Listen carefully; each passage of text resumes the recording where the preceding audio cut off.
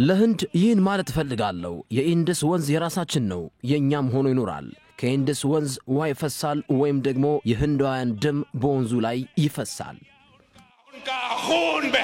በህንድና በፓኪስታን መካከል ያለው ውጥረት በርግጥም ዓለማችን በቀናት ውስጥ ወደ ግልጽ ጦርነት ኤዥያ ገብቶ ልትመለከት እንደምትችል ከኢስላማባድ ከኒው ዴልሂ የሚወጡ መግለጫዎች ያጋለጡ መጥተዋል የ1.4 ቢሊዮን እና የ250 ሚሊዮን ህዝብ ጦርነት ከተቀሰቀሰ ደግሞ በርግጥም ከትላንቱ ዛሬ ዓለማችን ከባዱን የጦርነት ታሪክ ልታስተናግድ እንደምትችል ሳይታለም የተፈታ ያደርገዋል ፓኪስታን የምትለው በቀናት ውስጥ የህንዱ ጠቅላይ ሚኒስትር ናሬንድራ ሞዲ ጦርነት ያውጁብኛል ግልጽ መረጃዎች እየደረሱኝ ነው በዛ ላይ ግዙፍ የጦር መሳሪያ ባለቤቶቹ ለዛውም ህንድ 172 የኒውክሌር አረጫፎችን ታጥቃ በሁለት ዝቅ ብላ 170 ኒውክሌሮችን አቀባብላ የተቀመጠችው ፓኪስታን ጋር ሊደረግ የታሰበ ጦርነት መቋጫው አደገኛ ይሆናል ለዚህም ነው ከታጠቁት አደገኛ የጦር መሳሪያ ባሻገር የህዝብ ቁጥሩ ግዝፈት የሁለቱ ሀገራት ውጥረት ዓለም አቀፋዊነቱ በመካከለኛው ምስራቅ ያለው የእስራኤልና የጋዛ እንዲሁም በኤዥያ አውሮፓ ሩሲያና የዩክሬን ጦርነት አይነት ሆኖ ባለበት ይቆማል ማለት አደጋች ነው በሚል የጦር አዋቂዎች ስጋታቸውን የሚያስቀምጡት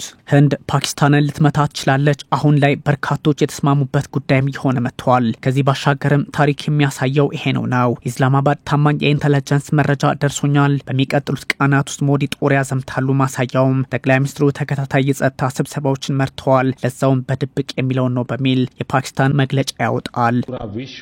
መላው ዓለም ሽብርተኝነትን ለመዋጋት ከ1.4 ቢሊዮን ህዝብ ጎን ይቆማል ለተጎጂ ቤተሰቦች በድጋሚ የማረጋግጠው ፍትህ ያገኛሉ ያለ ጥርጥር ፍትህ ያገኛሉ አጥቂዎችና በጉዳዩ ላይ ያሴሩ ሁሉ ከባድ ቅጣት ይጠብቃቸዋል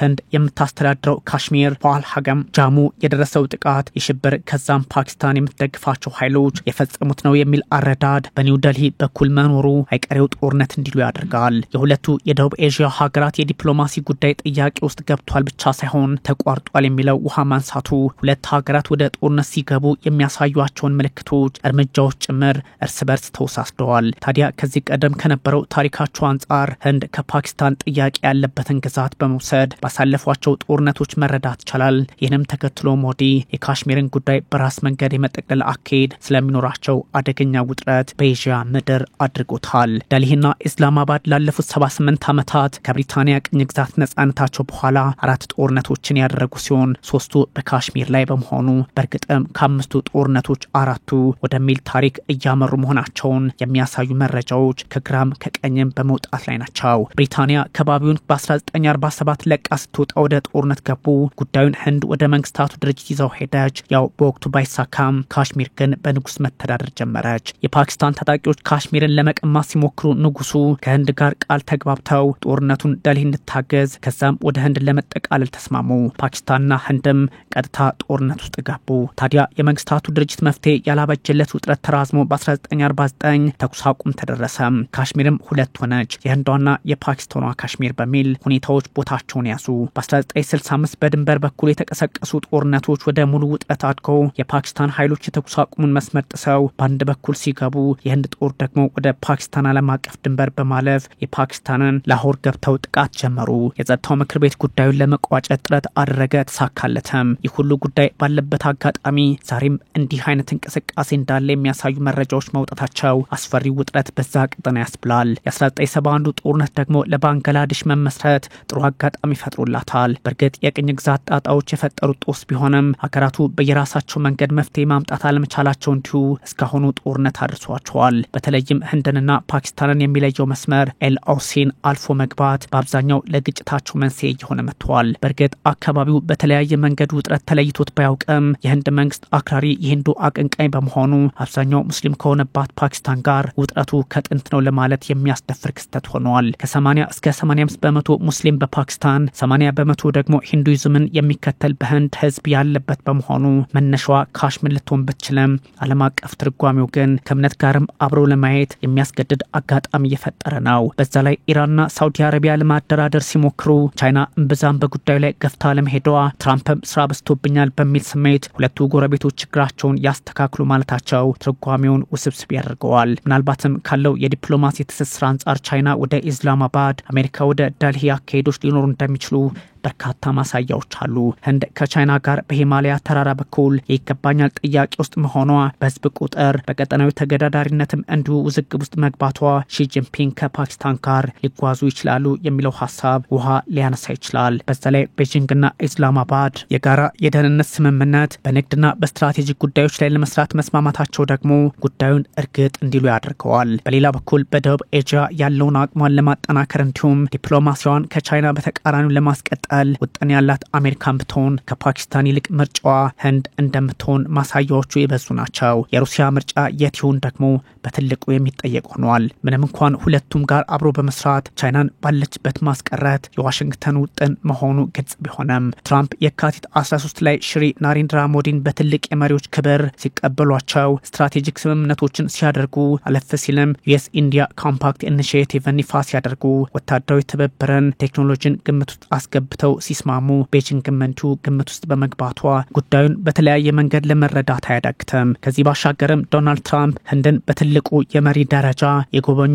በመሆናቸውም ከዚህ ቀደም ነገሩን ሊያወሳስቡ ይችላል። የአሜሪካ የውጭ ጉዳይ ሚኒስቴር መስሪያ ቤት ቃል አቀባይ ታሚ ብሩስ የሰጡት አስተያየትም በእርግጥም ዋሽንግተን ከኒው ደልሂ ጋር ትሆን የሚለውን ጥያቄ አብዝቶ የሚያስነሳ ሆኗል። አሜሪካ ከህንድ ጋር ትቆማለች። ሁሉንም አይነት ሽብር በመቃወሙ ማለቴ ነው። ህይወታቸውን ላጡ ሁሉ እናዝናለን። የተጎዱትንም እንዲያገግሙ እንመኛለን። እነዚህ አጥቂዎችን ወደ ፍትህ ለማምጣትም ጥሪ እናቀርባለን። በአሁኑ ሰዓት ዋሽንግተን ከደልሂ ቤጂንግ ከኢስላማባድ ቆሙ ለማለት ባያስደፍርም ጉዳዩ እየተወሳሰበ ከሄደ ግን ዓለም አቀፉ አሰላለፍ ከዚህ አይወጣም። ጦርነቱ እንደማይቀር ከፓኪስታን በኩል የሚወጡ መረጃዎች ሲጠቁሙ የናሬንድራ ሞዲ አዳራሽ ዘግተው ከመከላከያው ጋር መምከር ወታደራዊ አረዳዱ አይቀሬው ግጭት መሆኑን የሚጠቁም ነው። የፓኪስታን የማስታወቂያ ሚኒስትር አታውላ ታራር መረጃው አለን ለዛውም እስከ 36 ሰዓታት ህንድ ጦር ታዘምትብናለች ማለታቸው ከሁለቱ ሀገራት ታሪክና ዓለም ጦርነትን ከሱዳን ጋዛና ዩክሬን የተለማመደችበትን አሁናዊ ሁኔታ ግምት ውስጥ ማስገባት ወደ መፋለሙ ለመቀላቀል ምን የሚያግዳቸው ጉዳይ ይኖራል? እነዚህን ሀገራት ሊያስብልም ይችላል። ሻህቤዝ ሻሪፍና ጠቅላይ ሚኒስትር ናሬንድራ ሞዲ አብሮ መስራት አለባቸው ቢባልም አሁን ባለው ሁኔታ ግን ከፓኪስታን ይልቅ ህንድ የጦርነት ነጋሪት ጉሰማ ላይ እንደሆነች የሚጠቁሙ መረጃዎች በስፋት እየወጡ ነው። ጠቅላይ ሚኒስትር ናሬንድራ ሞዲ የህንድን ጦር ሙሉ ወታደራዊ ዘመቻ እንዲያደርግ መብቱን መስጠታቸው እንዲሁ እያነጋገረ ይገኛል።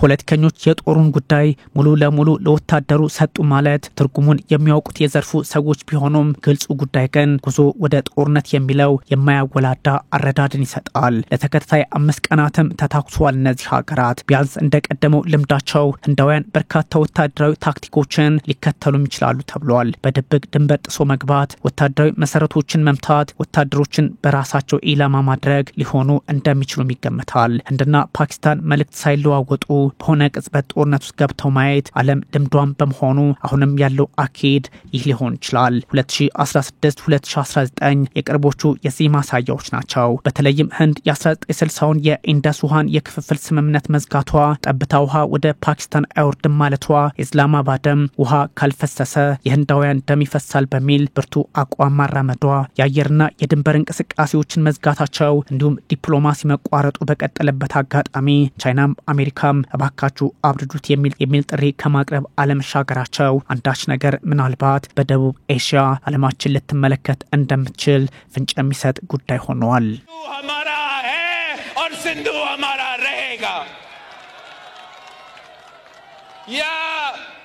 इस दरिया से